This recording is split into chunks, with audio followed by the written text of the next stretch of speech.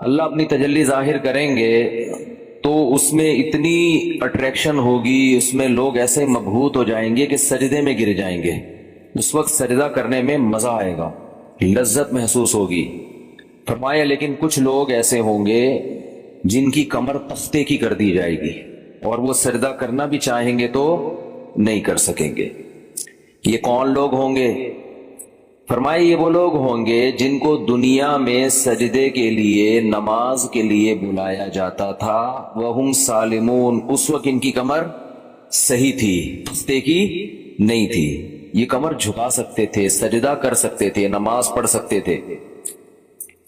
اس سے اندازہ ہوتا ہے کہ اللہ کی نظر میں دنیا میں جب ہمیں سجدے کے لیے بلایا جاتا ہے تو ہم اس کو ہلکا لیتے ہیں، لیکن اللہ کی نظر میں اس کی بہت بڑی قیمت ہے، بہت ویلیو ہے اللہ کی نظر میں اس کی۔ اس لیے خوب اچھی طرح سمجھ لیں کہ نماز کو ہلکا نہیں سمجھنا چاہیے۔ آج ہمیں بے نمازیوں کے بارے میں افسوس نہیں ہوتا، وہ تو پڑھتے ہی نہیں ہیں۔ نمازیوں کے بارے میں افسوس ہوتا ہے کہ جو نمازی بھی ہیں نا، تو وہ بھی اپنی نماز کی ایسے حفاظت نہیں کرتے جیسے اللہ نے حکم دیا ہے۔ انہوں نے بھی ایک سائیڈ میں ایک چیز رکھا ہوا ہے کہ جب سارے کاموں سے فارغ ہو گئے تو چلو کیا پڑھ لیتے ہیں؟ نماز پڑھ لیتے ہیں۔ یہ جو قرآن میں اللہ نے فرمایا یوم وہم کیا ہے؟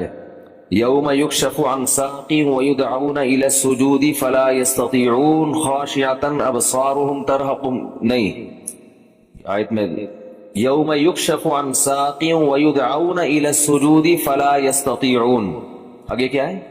خاشعۃ ابصارهم ترہقهم ذلہ وقد كانوا يدعون الى السجود وهم سالمون۔ فرمایا دنیا میں انہیں سجدے کے لیے بلایا جاتا تھا، تو یہ کب بلایا جاتا ہے؟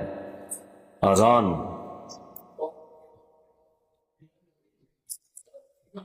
بھائی یہ بہت بڑا المیہ ہے یہاں۔ دیکھو گاڑیاں غلط نہیں پارک کیا کرو۔ میں دیکھتا ہوں یہاں مدرسے کے گیٹ کے آگے کئی بار لوگوں نے گاڑیاں کھڑی کی ہیں۔ اتنی تو انسان میں سینس ہوتی ہے کہ جب گیٹ کھلے گا مدرسے کا تو اندر سے جو گاڑی باہر کیسے نکالے گا؟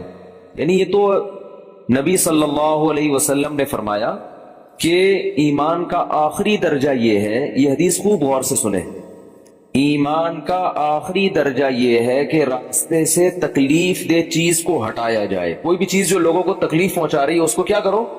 ہٹا دو۔ گٹر کا ڈھکن کھلا ہوا ہے، کوئی گر سکتا ہے، آپ اس کے انتظام کریں۔ کانٹا پڑا ہوا ہے اس کو ہٹائیں، پتھر رکھا ہوا ہے اس کو ہٹائیں۔ کوئی بھی چیز جو لوگوں کو اذیت دے سکتی ہے۔ ہاں ابھی بتا رہا ہوں، ابھی بتا جائیں گے نا، بات کمپلیٹ ہونے دینا، ورنہ پھر وہ دوبارہ کریں گے یہ حرکت، اس لیے کمپلیٹ کر لو پھر جائیں۔ تو راستے میں تکلیف دہ چیز جو نہیں ہٹاتا نا، اس کو نبی نے ایمان سے خارج کیا ہے۔ سوچو وہ کتنا بڑا گویا کہ کافر ہوگا جو تکلیف دہ چیز راستے میں ڈالتا ہے۔ تو گاڑی غلط پارک کرنا، بائک غلط پارک کرنا، یہ تکلیف دہ چیز ڈالنا ہے کہ نہیں ہے؟ کانٹے سے اتنی تکلیف نہیں ہوتی، لوگ اکثر سنبھل کے ہی چل رہے ہوتے ہیں، لیکن گاڑیاں اس طرح روزانہ میرے ساتھ ایسا ہو رہا ہے روزانہ کہ یہاں آپ گلی میں گاڑی موڑنے کی کوشش کرو نہیں موڑ سکتے۔ کسی نے کارنر پہ گاڑی ایسے کھڑی ہوگی کہ گاڑی دوسری گاڑی جو آئے گی ٹرن ہی نہیں ہو سکتی، اور یہ دیندار لوگ زیادہ معذرت کے ساتھ کر رہے ہوتے ہیں۔ ہمارے ہاں جو جتنا بے ڈھنگا ہوگا نا اس کو سمجھا جاتا ہے اتنا نیک ہے، جتنا بے ڈھنگا ہوگا نا۔ میں جب گیا نا حضرت مفتی رشید احمد صاحب رحمہ اللہ کے پاس، ان کے شاگردوں کے پاس، میرے پاس 125 تھی، میں نے دیوار کے ساتھ لگا دی بائک، تو وہ کہیں جھانک رہے تھے، انہوں نے کہا بالکل چپکاؤ۔ میں نے کہا یہ عجیب بات کر رہے ہیں بھائی، راستہ تو ہے نا بھائی، راستہ اتنا تو ہم نے بائک پارک کی ہے کہ راستہ تو ہے۔ انہوں نے کہا نہیں راستہ نہیں، کھلا راستہ ہونا چاہیے لوگوں کے پاس گزرنے کا۔ تو جب آپ مکمل دیوار کے ساتھ بائک کو چپکا کے کھڑا کر سکتے ہو تو آپ نے اس کی دم باہر کو کیوں نکالی ہوئی ہے؟ تو میں نے کہا یار عجیب ٹائپ میں لوگ ہیں یہ، تو بہت سختی کیا کرتے تھے۔ تو راستے سے تکلیف دہ چیز جو نہ ہٹائے وہ ایمان سے خارج ہے، تو جو راستے میں تکلیف دہ چیز ڈالے وہ کتنا بڑا بے ایمان ہوگا معذرت کے ساتھ۔ تو ابھی تو آپ لوگوں سے غلطی سے اس لیے میں کہہ رہا ہوں کہ اب جس نے غلط گاڑی پارک کی وہ اٹھے گا ہی نہیں نا ہمیں اپنے بے ایمان کا فتویٰ لگا دیا۔ تو ہم اچھا گمان رکھتے ہیں آپ نے جان کر نہیں کیا ہوگا، غلطی سے کیا ہوگا، بلکہ آپ نے گاڑی صحیح پارک کی ہوگی یا بائک صحیح پارک کی ہوگی، کسی نے ہٹا دی ہوگی۔ جن نے غلط پارک کی ہے جا کے ذرا گلی کھولے، جا کے اٹھ جائیں، ہم لوگ دیکھ بھی نہیں، آنکھیں بند کر لو بھائی۔ ہم نہیں دیکھ رہے. شاباش شاباش. اور آئندہ اس سے توبہ کریں تو پیچھے سے تو دیکھ سکتے ہیں نا. اچھا, تو بائکیں جو ہے نا بالکل چپکا کے کھڑی کیا کریں دیوار سے, اور گاڑی بھی.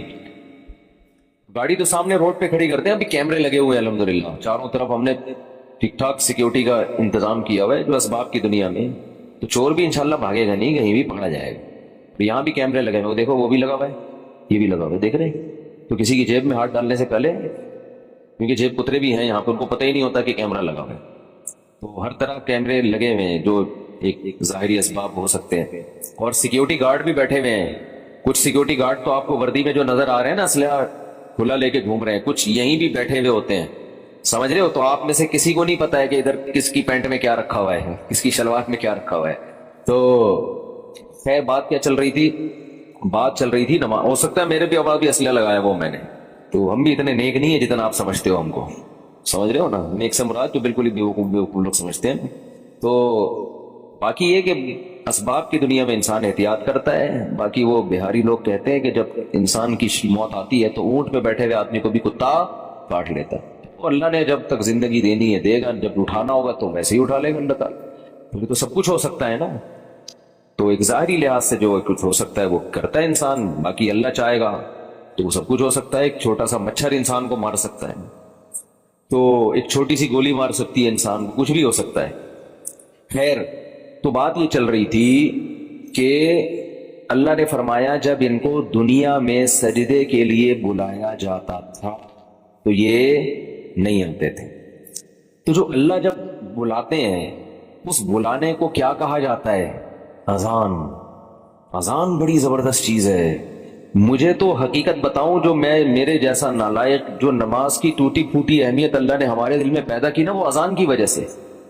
کہ اللہ کو نماز سے اتنی محبت ہے, اتنی محبت ہے, اتنی محبت ہے کہ ہر دفعہ پوری تقریر مؤذن سے کہلوائی جاتی ہے. دیکھو جب بھی کسی چیز کی طرف آپ لوگوں کو بلاتے ہیں, اگر وہ کام بار بار ہو رہا ہے نا, ایک دفعہ ہوگا تو آپ اناؤنسمنٹ کرتے ہیں, بار بار ہو رہا ہے تو ایک دفعہ کی اناؤنسمنٹ کافی ہوتی ہے.